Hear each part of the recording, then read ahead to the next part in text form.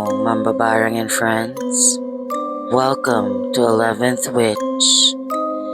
This is your Miss 11 with more Tagalog horror stories. If you are new to my channel, please don't forget to like, subscribe, and hit the notification bell for more scary stories. Call Center Episode 9 Cubicle. Hi Miss 11, ako po si Lydia. Janet Rest, 34 years old.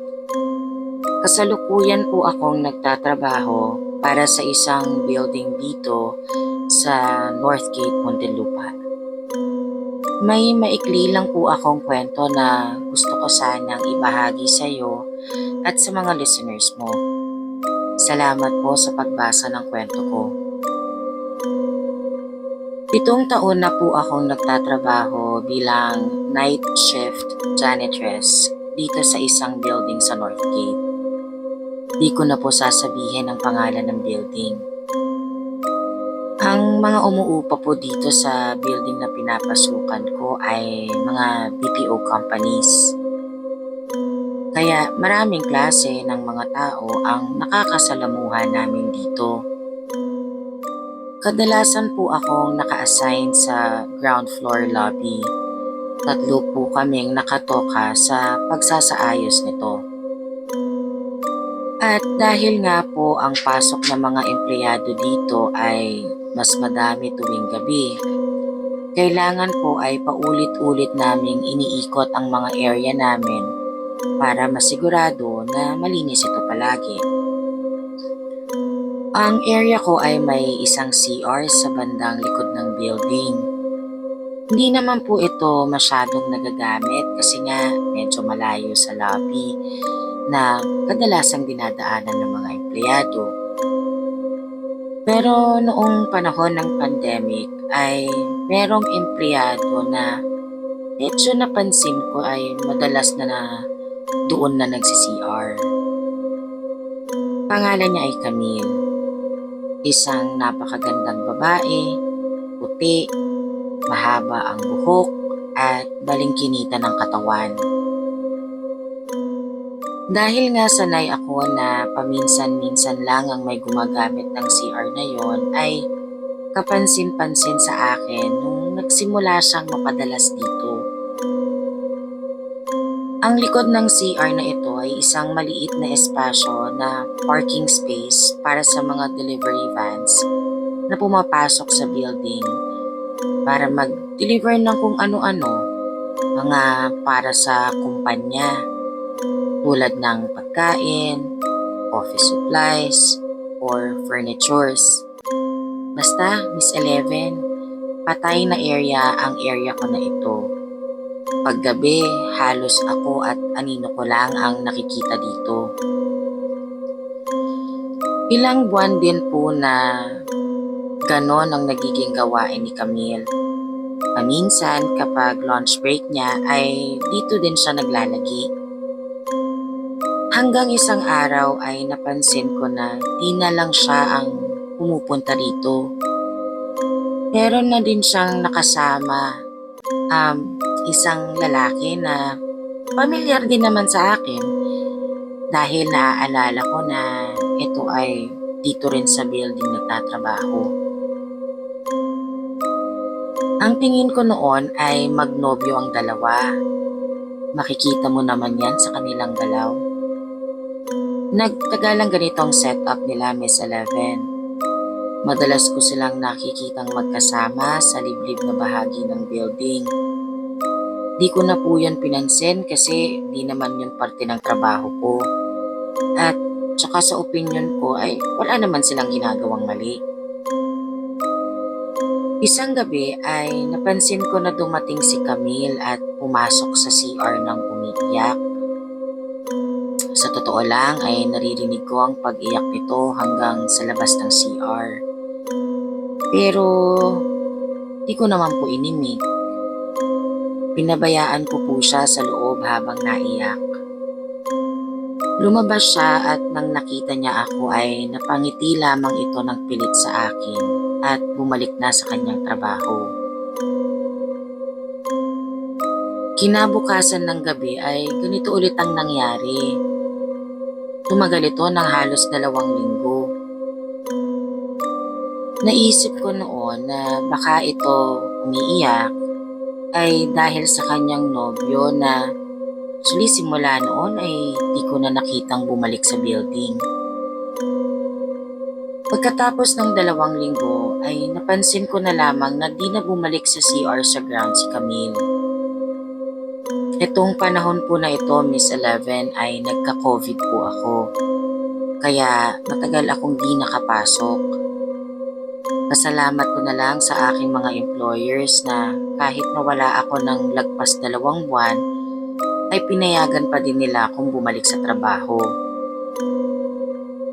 Doon pa din po ako na-assign sa same area ko. Sa pagbalik ko ay di ko naman po na naiisip si Camille, ni hindi po siya sumagi sa isip ko. May isang gabi na naka-duty ako at nakita ko yung boyfriend ni Camille na pumasok sa building. Noon ko lang ulit naalala ang dalaga. Sabi ko, kumusta na kaya si Camille? Siguro ay okay na sila kasi di na gumagawi si Camille sa CR sa ground. Lumipas ang gabi at saktong 1:30 ng umaga ay napagawi ako sa may bandang CR. Medyo nagulat ako kasi may narinig akong boses ng babaeng umiiyak. Hinanap at sinundan ko po kung saan nanggagaling ang boses at sa malapit po sa CR ako napunta. Nang silipin ko ang loob ay wala namang pong tao sa loob. Kaya sinubukan kong lumabas sa likod ng building dun sa may parking lot. Pero wala din naman pong tao dun. Bago ako bumalik sa loob ay meron po akong madadaanan na maliit na bintana. Yung salamin patagos sa CR. Sa totoo lang po ay ito ang dahilan kung bakit wala masyadong nagsi-CR sa ground floor kasi nga baka daw maslipan sila. Actually wala naman pong makikita kahit may sumilip sa bintana. Ang makikita lang ay kisame at ibabaw ng pinto ng cubicle. Nung napatitig po ako ay may napansin ako na parang tali na nakalawit sa bandang kisame ng isang cubicle. Pumasok po ako ng CR. Pagpasok ko ay parang iba ang naging pakiramdam ko. Yung parang sobrang lamig. Naririnig ko pa din po nung panahon na iyon ang pag-iyak ng isang babae. Nang buksan ko po ang pintuan ng cubicle para tanggalin sana sa kisame yung nasilip ko na tali ay wala na ito doon. Inisip ko na lang baka nagkamali lang ako ng tingin. Natapos ang shift ko ng araw na yon na di ko nakita ang babaeng umiiyak. Pero Miss 11, naulit pa po yun ng ilang beses. Hanggang isang gabi ay nakita ko si Camille na papasok ng CR. Sinubukan ko na habulin siya, ngunit nauna na siya ng pagpasok sa CR. Nang palapit ako sa pintuan ay narinig ko na naman yung iyak ng babae. Sinundan ko sa loob si Camille, Miss 11, at doon ko siya nakitang pumasok sa huling cubicle. Nang isarado niya ang pintuan ay sinubukan ko itong katukin. Ngunit natigilan ako dahil ang boses na naririnig ko sa loob ay yung boses mismo ng babaeng naririnig ko ng ilang gabi na. Nang silipin ko ang itaas na bahagi ng cubicle ay nakita ko na may nakasapit na lubid dito. Sa takot ko po ay napaupo ako sa sahig. At doon, nakita ko sa ilalim ng uwang ng cubicle ay ang mga paa ni Camille na nakalutang sa hangin. Di ko po kinaya buksan ang pintuan. Umaripas ako ng takbo palabas ng CR. Napasigaw ako sa takot. Dito sinalubong ako ng mga kasama ko at tinatanong kung anong nangyari. Kinuwento ko ito sa kanila at dito ko lang po nalaman ang nangyari kay Camille. Noong panahon na hindi ako nakapasok dahil nga sa may sakit ako, isang gabi daw nakita nila si Camille na nakabigti sa isang cubicle sa CR, yung sa ground floor. Iniwan daw siya ng kanyang boyfriend para sa bagong hire na empleyado. Bago daw siya pumasok sa CR ng ground ay nagtanong pa ito sa humalili sa akin. Hinahanap niya daw kasi ako. At nang sinabi na hindi ako pumasok, sumagot si Camille ng, "Buti naman wala si ate. Ilang gabi na kasi niya akong binabantayan, kaya di ko magawa ang gagawin ko." This cubicle is out of order. Like and subscribe. Where is Junjun? Good day, Miss 11. Ako si Ariel, call center agent ngayon sa Makati. Isa po akong kampuan ni Little Mermaid na kinulong ni Ursula sa katawan ng isang pamintang lalaki. Pakiusap ko po sana na basahin niyo po ang kwento ko sa paraan ng tunay na mandirigma ng LGBTQ+ community. Nakita ko na naghahanap ka ng true ghost experience ng mga call center agents. Kaya ito, napa-email ako sa iyo. Meron akong pwedeng ma-share na personal experience ko and ng mga transmate ko sa isang call center dito sa Makati. Sana ay magustuhan mo at ng iyong mga listeners. Malamang marami nang nakakaalam ng kwentong Junjun sa call center. Hindi po yung Junjun na may abs ang ibig kong sabihin, Miss 11. Yung ibang Junjun po, yung tumatagos sa pintuan na Junjun. May mga kanya-kanyang version ng stories at galing sa iba't ibang centers around the metro. Pero itong kwento ko ay personal kong naranasan. Noong 2013 ay natanggap ako sa isang call center located sa Ayala, Makati, within the vicinity of Glorieta. At itago na lang natin itong center na ito sa pangalang Sky. Di niya tunay na company name. Mahirap na baka sumabit eh. Ang account na hawak namin at that time was insurance claims sa US. Medyo mahaba ang training, around 6 months, kasi pang summa cum laude yung account. A total of 28 kaming trainees sa batch na ito, out of the 1,000 na applicants. In the first few weeks ay morning shift ang training namin. Only on the 4th week kami nag-start sa night shift. At bago pa man kami makapag-umpisa sa bagong schedule ay nalagasan na agad kami ng 4. Yung mga trainees that followed the light as we called them. Naging okay naman ang mga unang gabi namin sa training room. Medyo maluwag kasi nga kumonti na kami. And then obviously, we had our trainers. One in particular na naging ka-close namin ay si Sir Iggy. He's nice, funny, and very entertaining during his sessions. Meron din kaming isang batchmate na babae na parang female version ng personality ni Sir Iggy. Magkasundo sila at vibes na vibes. Ang name niya ay Grace.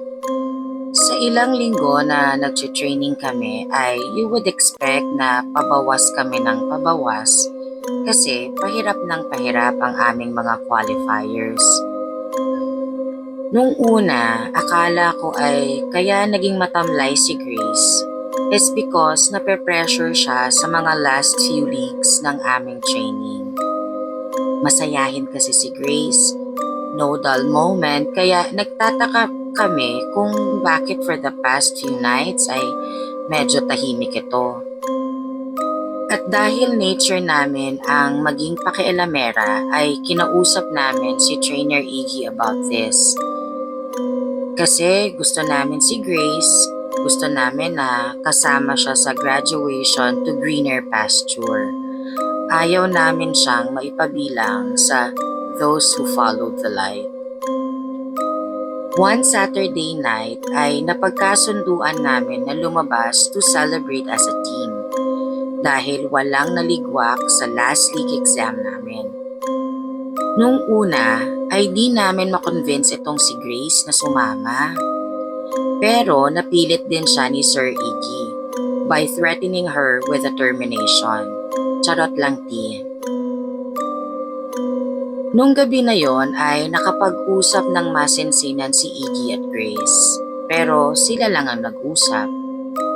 We were hoping na i-share sa amin ni Sir Iggy kung ano bang meron kay Grace. Pero bigo kaming lahat. Ang sinabi lang ni Sir Iggy is that it's not work-related and it won't help the team. So better let it go. Ayon, Miss 11, ang magic words na bumuhay sa dugong chismosa ng Batch 24 insurance claims. 6 weeks before kami mag-end ng training, I remember it very clearly. It was a Thursday shift, 3 a.m., room 48B sa second floor. Nung bigla naming makita si Grace habang may session, nakaupo sa isang sulok ng training room. Tahimik, namumutla, na parang akala mo bagong donate ng dugo at tumutulo ang mga luha. Tinakbo ko si Grace at hinawakan ko siya to check kung anong nangyayari. Tinanong ko siya kung ano bang nangyayari sa kanya. Super worried kaming lahat. Habang kami ay panik na panik, napansin ko na nakatingin lang si Grace kay Iggy habang umiiyak. At si Iggy naman ay nakatingin kay Grace na parang may alam ito sa ganap ng bruha sa tabi ko. Dito na ako napasigaw kay Trainer Iggy. Sir Iggy, ano ba to?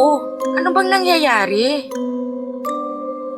At that moment, Miss 11, pagkatapos kong magtagalog sa carpeted floor ng training room, ay namatay bigla ang ilaw. After noon ay nag-on naman ang emergency light sa room. Siyempre, napasigaw kaming lahat. And for some reason ay may naaamoy kaming parang amoy ng usok. Yung parang sunog. Oh my God! Sunog! Takbuhan kami lahat, Miss 11. As in, takbuhan in the dark.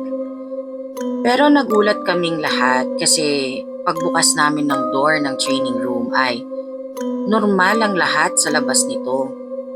Nagulat pa nga yung mga tao kasi nagtatakbuhan kami. As in normal, as in walang ganap. So may nagtanong ng, may sunog ba? Sinagot kami ng HR officer na saktong andon nung time na yon. Napaka-nonchalant ng pagsagot nito na parang na-imbyerna pa sa amin. Walang sunog, Go back inside the training room. O di bumalik kami. Ayaw namin masisante, no? Laki pa naman ang basic dito. Pagpasok namin sa loob ay nakita namin si Grace and Trainer Iggy na nakatayo sa harap ng walk-in closet. Yes, walk-in closet, mama. Iba na ang nakakaangat sa buhay. May walk-in closet kami at doon namin nilalagay ang mga peking luxury brand bags kasi social climber kami. Makati to, te. Nung mapansin nilang dalawa na nakabalik na kaming lahat, ay sinabihan kami ni Trainer Iggy na maupo. Trainees, please take your seat. Kanina, go back inside. Ngayon, take your seat. Kakaloka. Simple ng tanong, may sunog ba? Kailangan pa bang pagmitingan yan? Ito na ang exciting part, Miss 11. Dito, nagkwento si Grace and si Sir Iggy kung ano ba talaga ang nangyayari. Ito palang si Grace ay may nakikitang batang lalaki na paikot-ikot sa loob ng training room. Nag-umpisa ito bilang feeling-feeling lang, sumunod mga bulong sa tenga niya, amoy ng usok, hanggang ang bagets na si Junjun ay nagtawag pa ng night bodies nito. Nagsama ng babae, lalaki, matandang babae, at kung sino-sino pa. Ang sabi ni Grace ay lumalabas itong mga ito sa walk-in closet. Tinatabihan kaming lahat habang nagche-training. Sa totoo lang, di lang naman si Grace ang nakakaamoy nung parang usok. Kami din. Actually, maraming times na parang biglang umiinit ang room na just a minute ago ay parang freezer. Kaya naman pala umiinit ay puno na ng kaluluwa ang kwarto. Ang pinagtataka ko lang ay bakit parang di nabibigla si Sir Iggy. At dito siya nag-explain. Ito ang kanyang press release. Hindi daw ito ang unang beses na nangyari ito sa kanyang class. Meron na daw mga naunang may sensitivity sa paranormal ang nagkaroon ng experience sa training room 48B. Kaya hindi na daw siya nagugulat, lalo na nung nagsabi si Grace sa kanya na di na ito makapag-concentrate sa sessions. So naturally, dahil kailangan ko ng special participation sa kwento, ako ang nagtanong ng winning question sa pageant na ito.